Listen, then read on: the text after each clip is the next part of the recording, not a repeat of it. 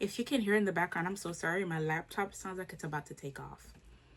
Anyways, hi. Welcome back, Divas.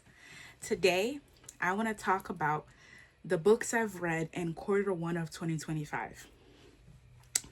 I've been reading, So, I want to start with the big stats. So, and then my reading goals, and then specific books I want to shout out within those. So, first, my reading goal for 2025 was to read 60 books.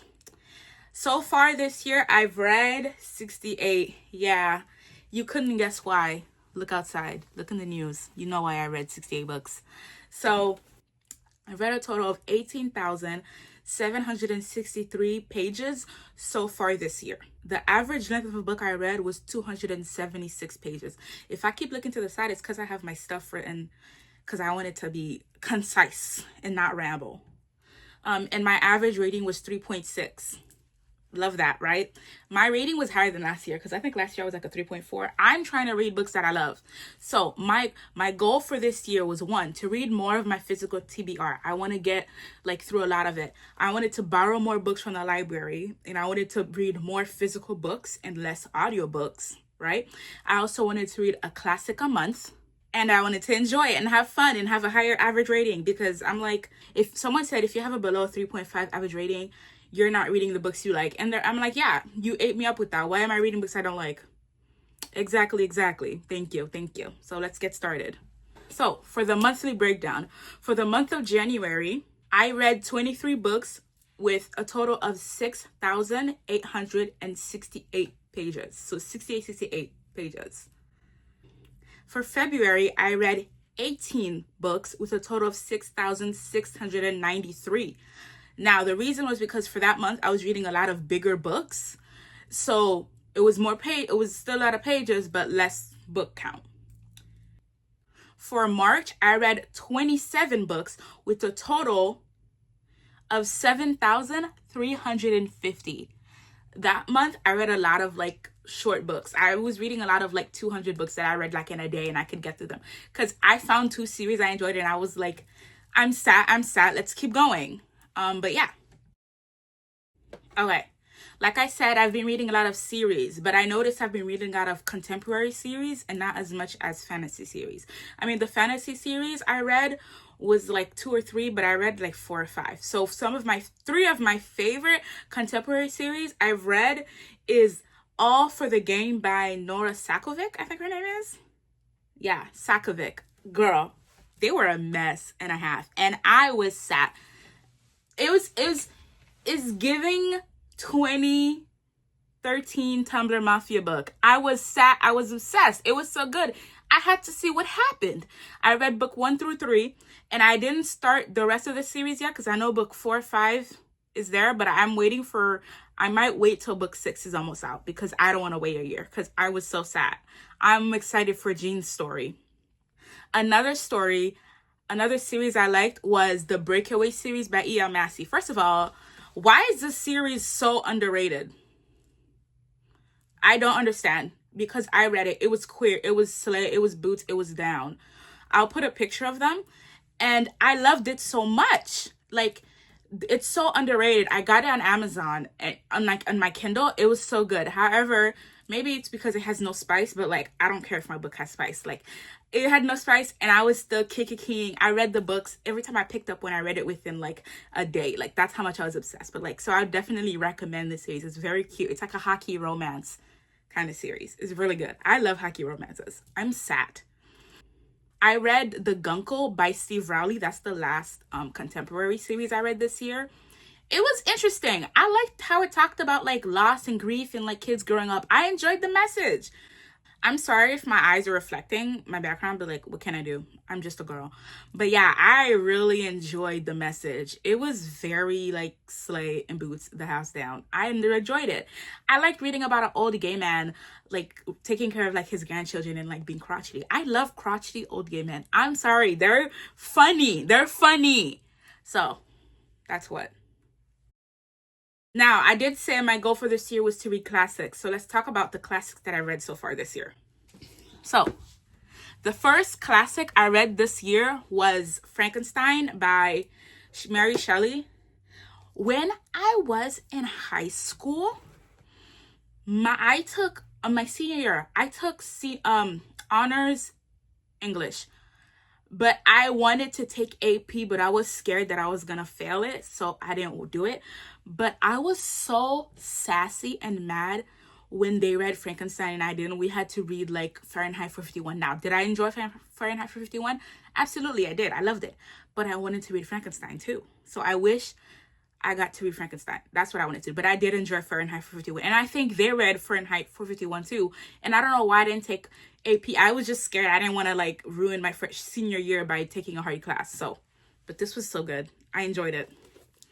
The next classic I read, actually, in the month of February, I read Carrie by Stephen King. Is this like a traditional classic in the sense of like, oh, it's written in the 1800s? No, but this is a classic book in the horror genre. And she had the most valid crash out. I think all of these classics, by the way, I think I rated them 5 stars. I think I rated all my classics 5 stars because I really enjoyed it.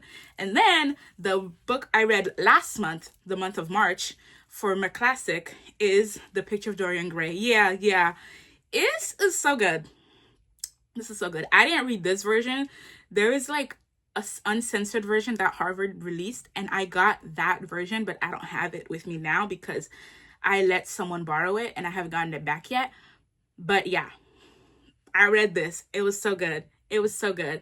I enjoyed it so much. Like the version I had, the book is only like 212 pages and like there's like 70 pages of an essay. Guess what I did? I didn't read that. I'm not reading all that. I'm so sorry. That has nothing to do. Like I read parts of it that talks about like Oscar Wilde's like history and stuff like that, but like that's it. But like, yeah, this is a good book.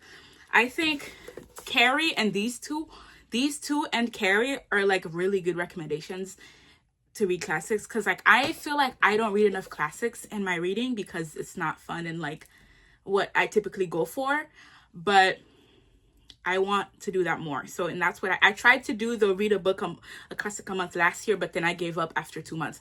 I read like Dracula, and then I read what's it called, Wuthering Heights, and I did not like Wuthering Heights, and I was like, fuck this. But Dracula, very slay. I loved Dracula. It's like one of my favorite classics. So read a classic a month if you haven't tried it yet. Like you don't have to read and I read Pride and Prejudice last year too. I did it for 3 months, and I also read Pride and Prejudice. So it was fun. It was good. I just didn't like Wuthering Heights. I think now it's because I didn't understand it. I didn't have enough background. I understand that it was me. Heathcliff, the reason why he's the way he is that he's embodying the people of how they mistreated him, which I saw that and understood that, and I had that in my review at the time, but I should have appreciated it more. But like I might reread it again, but I'm not reading it now because it genuinely pissed me off, and I was like, fuck you. So I was reading it as like a person reading modern and not as someone who's reading a classic, which is like, you know, yeah, whatever that meant. Okay, so like I said, I read 68 books last month. Let's talk about a breakdown. Now there's more genres in this, but this is like the most popular. So the most books I've read in those specific genres. So for romance, I read 25 books. For fantasy, I read 19. For literary fiction, I read 12. And other genres, I read 12 as well. So those two were tied. I enjoyed it. It was great. The other genres is like horror, fantasy, sci-fi. Like they're not enough for me to talk about them because the books in there I don't care about. But these romance, fantasy, and sci-fi, and lit fic, I was enjoying myself. So let's talk about it. I didn't want to be the person that like just talks about a book because I'm trying to get to a count. So in some parts, there's like more books in some parts than others. I'm sorry. And I'm going to try to give a brief synopsis. And if I have any like thoughts about them, I'll tell you them now. But yeah. So the first book I like in romance was Funny Story by Emily Henry. Yeah. I did love Max, and I did want to protect Max at all costs. Yeah. So Emily Henry's A Funny Story is about this two couple. And one person in the couple are best friends, and then the other two couple are like the main characters and the love interest. And the best friends decide to get together while the guy tries to go on a bachelorship, and they get together. And so the partners are single, and then the story starts where those two people that were left by their partners because their partner's their best friend, they move in and then they fall in love. And well, their first date, it was like a fake relationship, barely fake relationship, and then they fell in love. I absolutely rated this 5 stars. Yeah, I was obsessed. I did in fact like Max. I loved it so much. I was kicking my feet. I read it in one day and I was like, yeah, absolutely. So pick that up if you want a romance recommendation. Yeah. Okay, the next one, the second fantasy I love, this one is queer. It's called Whenever You're Ready by Rachel Katz. I think that's how you say her name. Rachel Runya Katz. This book is queer and it's set in the summer in New York. It is so good.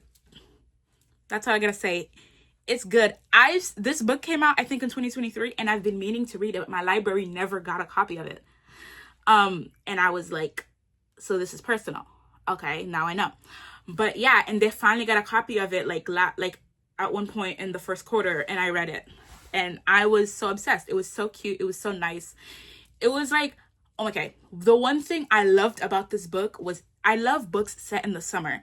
And I love books set in the summer where you can feel the summer vibe. There was a scene where they were at the beach and the author was talking about how like the waves and the eagles and the heat and the falling asleep on like at the beach, and then the sun and the imagery, I could imagine it. And I was like, okay, I'm sad. And that's what I really like. I like the description. I think that's her first book, but I enjoyed it so much. So I definitely, if you want a queer like summer read, romance set in New York, I love it. I think it's in New York. No, well, they're from New York, but it's like a road trip. So it's a road trip, summer vibe, queer.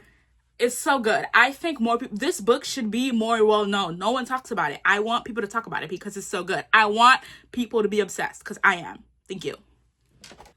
The next book I read was Saint of Heartbreak by Morgan Dante. So imagine this. I was laying in bed. I think I finished a book a couple like minutes prior to this, and I was scrolling on like Kindle Unlimited, and guess what I see? I think I was on FaceTime with my best friend, and I was just scrolling on Kindle Unlimited because I was like, I might as well read something. I see a book with a beautiful red cover. First of all, the cover is beautiful. You can see it. It's beautiful. I know. Yeah, nod. And then I need to stop putting my hand on the table because I'm shaking it. And then the story is about Judas after he was sent to hell. Christians probably won't like this book. I don't give a fuck. After Judas was sent to hell for like the shit he did in the Bible, he meets the devil, and then it's just like millennia long story about what happens, and depression and guilt. And I did cry. I cried. This book does not have a lot of ratings. Again, this book is so good.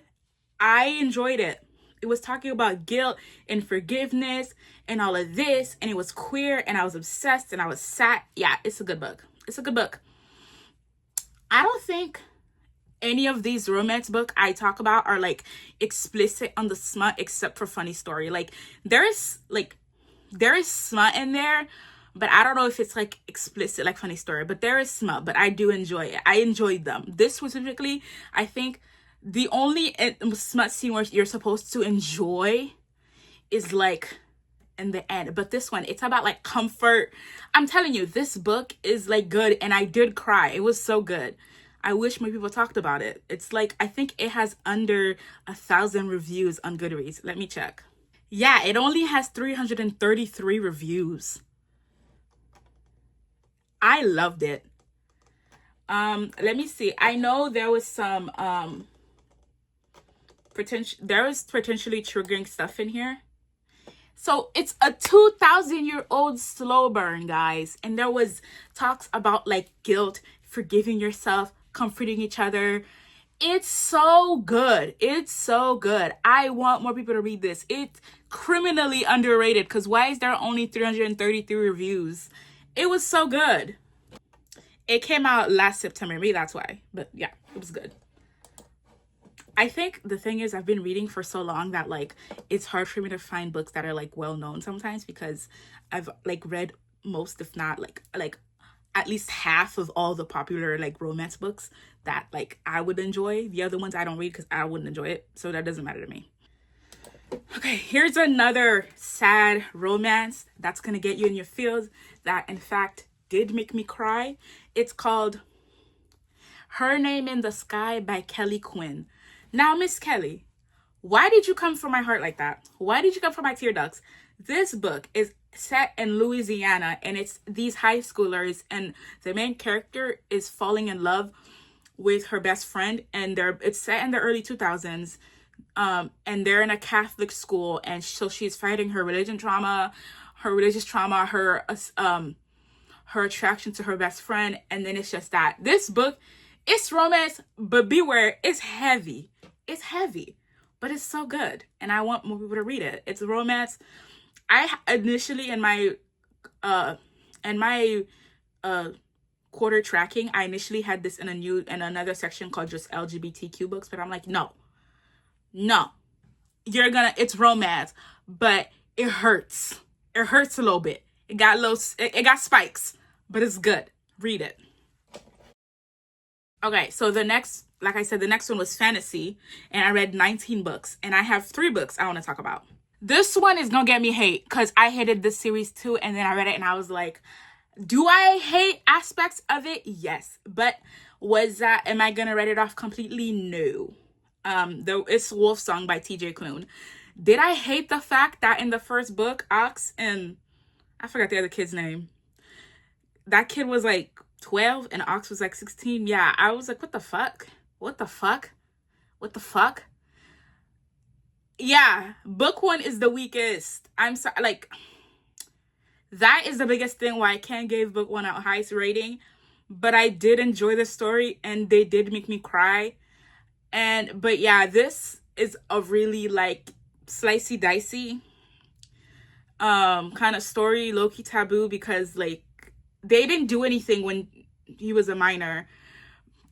The worst part was like when the young character was like 16 and that guy was like 20. He's like, oh my god, why he kind of, I was like, now sir, that's a child.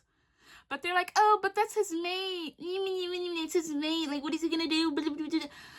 So book 1, I can't in good conscience say, pick this up, you'll enjoy it.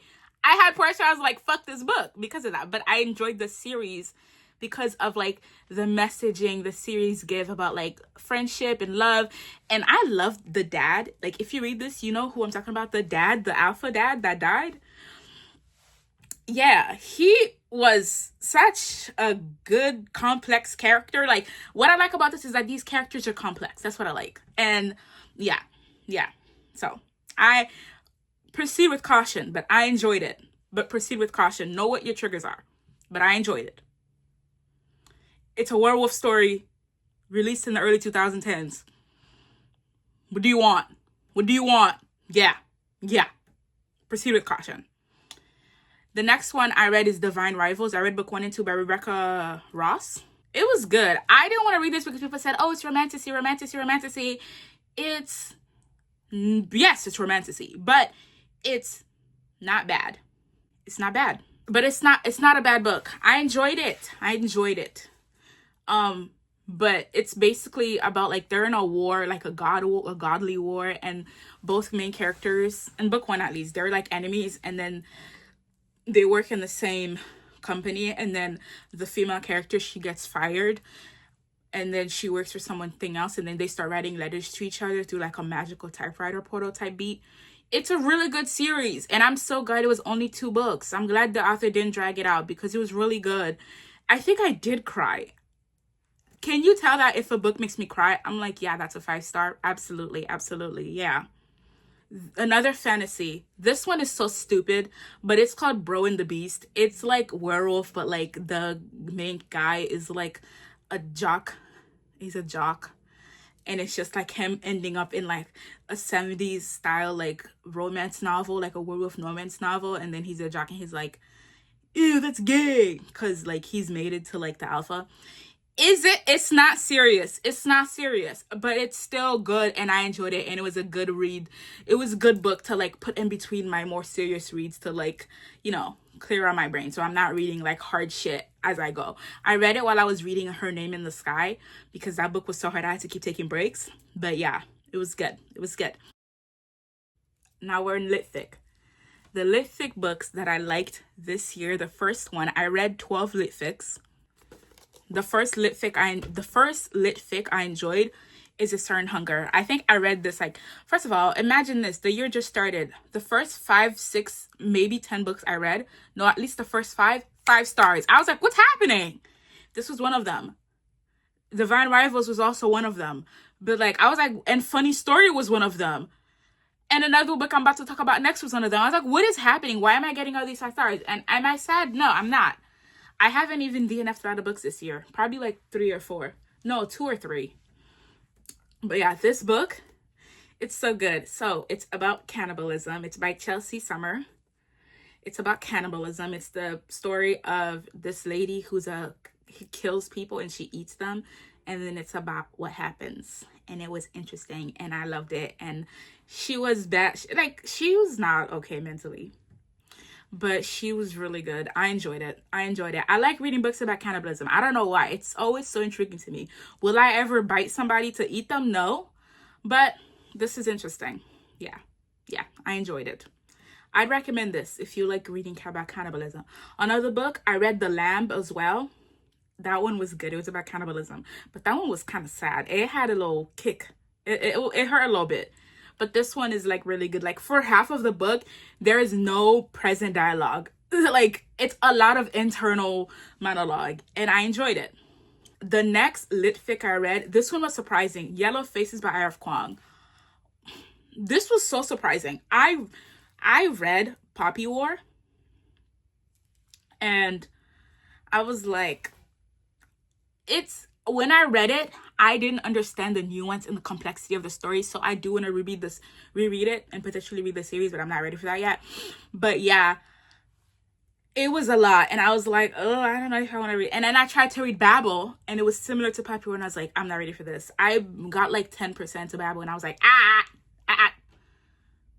But this book, Yellowface, that was really good. It's another litfic. It's about this author. This white author steals an Asian author's work and publishes it on her own. It's about like what goes through that, and it's so good, and I really recommend it. If you enjoyed like Poppy War and Bible, you may like this. It's not the same vibe. Let's say that. It's not fantasy. It's not the same vibe, but I understand why people like her because her writing, the problem was never that her writing was bad. My problem was the fact that her stories were sad. I was like, this is sad. A book about addiction, that's too, no. And when I read it, I was like 21 and I was like, I don't want to read about addiction right now. Does that mean 21-year-olds can't read complex books? No. I was 21 and I wanted to read People With Me on Vacation, not opioid addiction and colonialism and genocide. I didn't want to read about that in a fantasy book. It was too real already in the real world. But I enjoyed this. So definitely try Yellowface. It was good. I enjoyed it. I think I rated it 5 stars. All these books, I rated them 4 or 5 stars. So be aware. Okay, let's talk about the most disappointing books I read this year. There was a couple. Yeah. Number 1 on the docket. Now, Miss ML Rio, why are you playing in my face? Why are you playing in my face? The cover, delicious. But this book should be at least 200 pages more. Why? The story was rushed. And I think she said in an interview that her like editor asked her for a book and she didn't have one, so she rushed through this. This story had so much potential to be good, but it was rushed and then it made it unsatisfying because everything is just working too well together. And I didn't like that. I wanted more. So don't play in my face ever again. Don't do that. You're going to piss me off. Because why'd you do that? This was a good book. It's about like they find a hole in a graveyard. And it's about like a bunch of people work and a bunch of university students have different night shifts somewhere in a university campus. And then they found a grave and they're trying to figure it out. This book had the potential to be a really good horror novel, but you played in my face. No, don't do that. I think I rated this like 2 or 3 stars. Now, my next disappointment. End by Aly Hazelwood. Do not play in my face yet again. If you write a book and you have a content warning that says, hey, this book is kinky, why the fuck is the only thing in the book impact play and size kink? Be so serious. Be so serious. Now, am I asking for whipping? No. Am I asking for like blood play? No. But like, don't play in my face. Do not play in my face. It was mid. And I'm tired of her characters being like the male characters being Mary Sue's, Mary John's. They have no, they're like, I'm obsessed with her. That's it. Like, the only book of hers that I rated 5 stars and I was obsessed with that was that chess series, which I'm going to put up if I can right now. And that one was good because it was younger. They were more complex. But like, he was still obsessed with her. I'm tired. Pick something else. Didn't like that. Don't tell me it's kinky and it's not. I'm not asking for like all this shit. I'm saying if you're gonna tell me this is kinky, don't only give me, because now I was expecting something like, I was like, oh, she got a little sweetness. No. That book, I'm tired of it. I'm tired of her same characters. Like, geez, pick something else. It's like she has the same plot and then she clicks randomized name, a STEM main character, and a guy who's obsessed with her, and he's like stoic, and she's like, oh my god, he doesn't like me. But meantime, this man is like fiending to lick the sweat of her ass. Like, which, that's fine. A book too, yes. Every single book, please. So, no, I didn't like that. That was disappointing because I wanted more. So I'm editing the video and I want to put this in, and I feel like I wasn't explaining it properly. The thing with Aly Hazelwood works is not the fact that she's writing books about size kink. I mean, pick something else. I mean, I love it for the side girls, but like, whatever. The thing with this book that like irked me, because her previous books didn't make any promises, but this one she says, oh, it's kinky. The entire promo was like, it's kinky, guys, it's gonna be so kinky. And then it's the same thing. She had a previous book with the hookup book, I forget what it's called, that hookup book.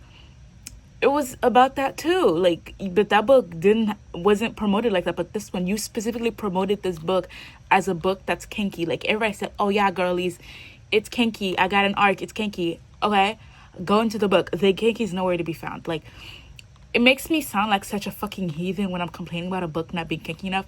But it just irks me when authors promote books misleading their readers, and that's what truly irks me. Like, if they didn't have kink, if it wasn't promoted as kinky and it was just another Mary Sue Halyas, would be like, yeah, girl, go pick another character type. But I wouldn't be complaining about the kink. I'm complaining because you promoted it and you said it was kinky, and then there was nary kink to be found other than everything that's any other book you have. Please be for real. The next one, this one is so stupid, but like, Evocation by St Gibson. I started this last year, could not finish it because my loan was finished. That's why. And then I read it this year. It was good. It's just, maybe this is a me thing. I rated it 3 stars because I thought the relationship was going to be a polyamorous relationship. Actually, it's a polycule. Which, do I hate polycules? No, but I came for a poly relationship. But no, it's a polycule. I wanted a reverse harem. That's what I wanted. But yeah, I didn't. That was disappointing to me. I didn't hate it, but it was disappointing to me. And then Somewhere Beyond the Sea by TJ Klune. It's the sequel of Somewhere Beyond the Cerulean Sea or something like that. I think I have it. Oh, yeah, it's the sequel to this. The only thing is, when I read this, I was obsessed. The vibes were immaculate. I loved it. When I read the other one, the vibes were not bad, and it was interesting enough, but I felt like it was missing something. It was missing the heart. Something in here did not transfer to there.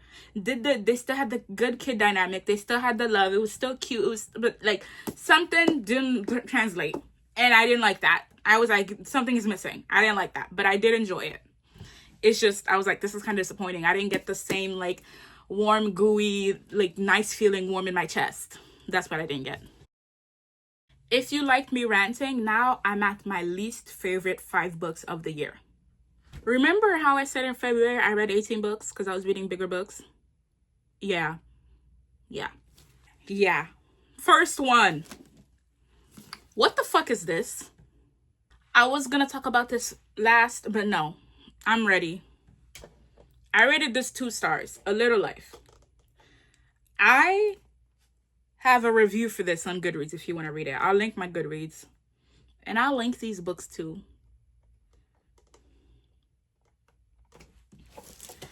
I have a feeling that this book was someone who was doing an MFA and the teacher's assignment was, hey, read a book that's going to gut your characters, gut your readers. Congrats. You succeeded. But what was the point? What was the point? This book touts itself as a book about friendship and everything being good with friendship. Then why the fuck are you undoing that? If you read the book, you know what I'm talking about. No.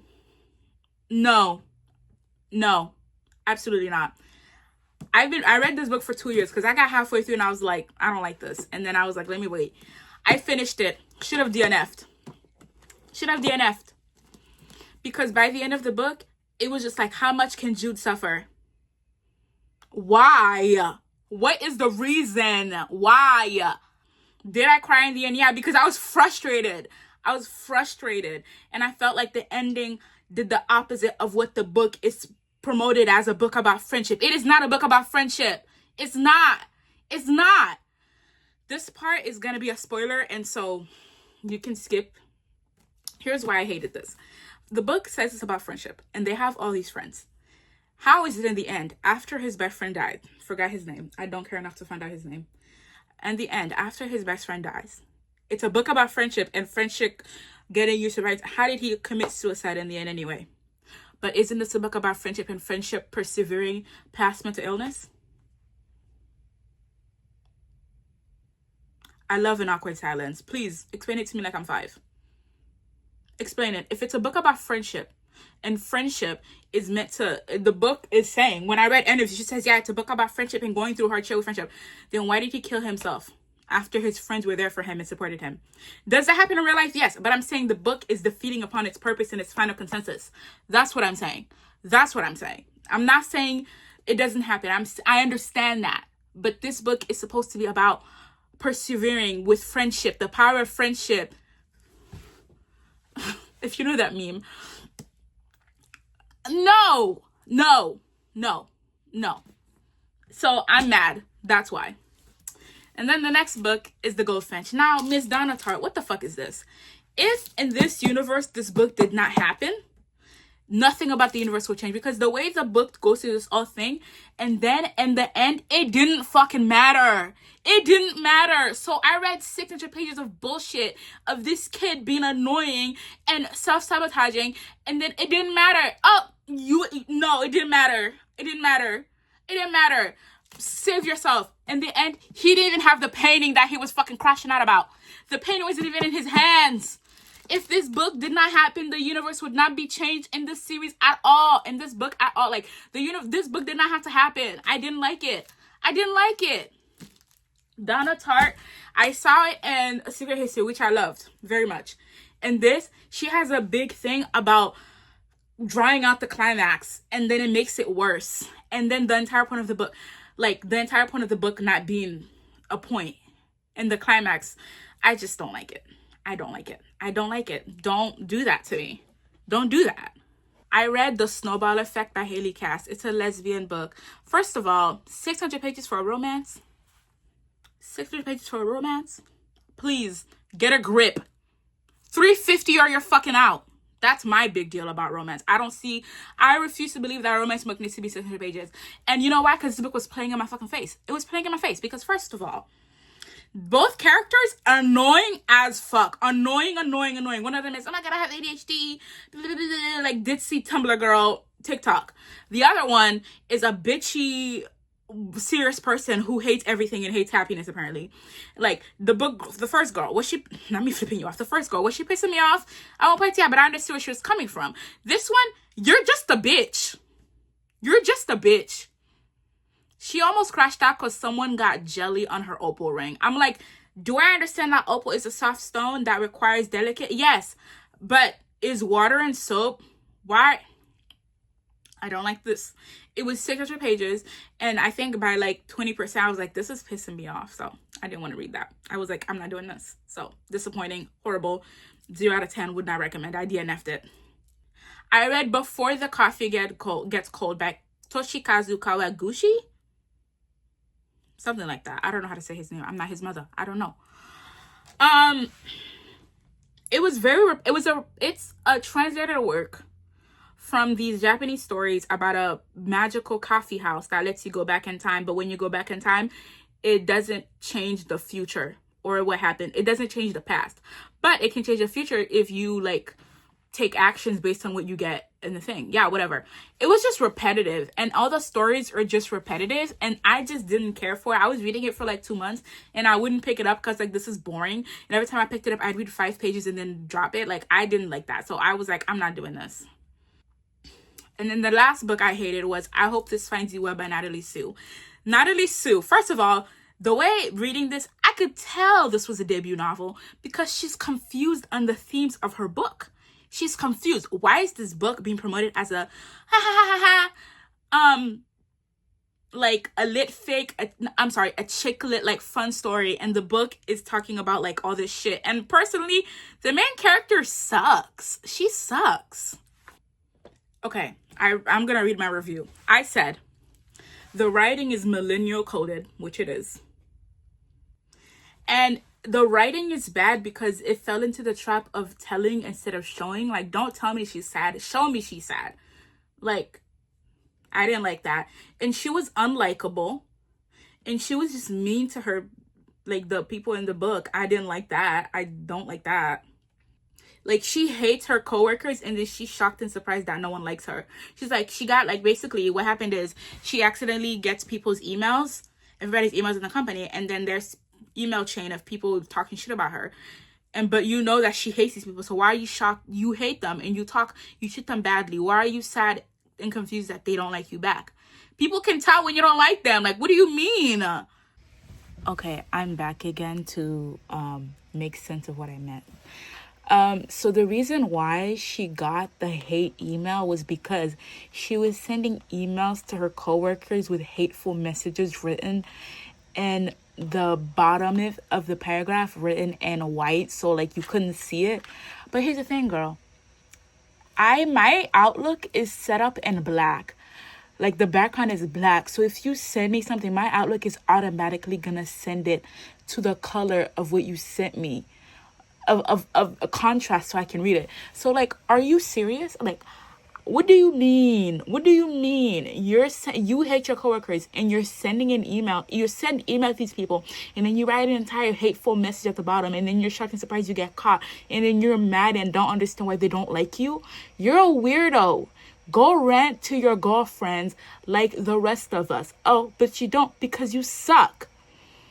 Like, that's the thing. That's the problem. The book really wants me to feel bad for her. I'm like, this was self-inflicted and I don't feel bad for you. Like, genuinely, why don't you rant to your friends? When my coworkers piss me off, what do? I text my friends. I text my sisters to complain. I'm not going to write hateful messages in the body of their paragraph, highlighted in white, and then hope they don't see it. Like, are you serious? Are you serious? And then they was trying to make a romance and the book happened. And the romance was really weird because every single time the guy came on scene, it was like flipping into a romance novel when like the book is clearly not a romance novel. So that was weird to me. Do you think you're special? Like, come on. Okay, so this little section is like a little bit of happiness in the end. So like, and then yeah. So honorable mentions of books that I liked, that I enjoyed, that I didn't talk about before because they didn't fit into anything, was Taproot. The book was Taproot by Kezia Young. It's very sweet, very wholesome. It's like a graphic novel. I read it in like one sitting in like an hour, I think, and it was just nice. I liked it. I would recommend it. And then I read Nimona by N.D. Stevenson. I think there's a Netflix movie. It was so cute. Poor Nimona, like that girl. But like, I liked the vibe of the series. I liked it very much. Everything was very fun, very slay, very cute. I liked the style, the drawing style, and I liked the plot. It was interesting. And then I also Such Sharp Teeth by Rachel Harrison. Yeah, I read her other book, which is like more recently released, called So Thirsty. I hated that because I hated the best friend, but like this first book, Such Sharp Teeth, came out before So Thirsty, and I can see why she wrote So Thirsty because of how successful Such Sharp Teeth was, because the character was actually lovable and enjoyable and it was good, and it was like very metaphorical because it's a lady that turns into werewolves and it's talking about like she's a werewolf, but it's not really about her being a werewolf. It's about like the human condition of being a woman in this society. But it was really good. It was so good. I read it in like one day and I was obsessed. It was so good. And so some things I've noticed in my reading this year is that I love a short book. That's why my average book was 256 pages. I love a short book. I don't get to your point and get out. Concise. Be concise. Make every page count. I do love the found family trope. I've loved it for years. I love the found family trope.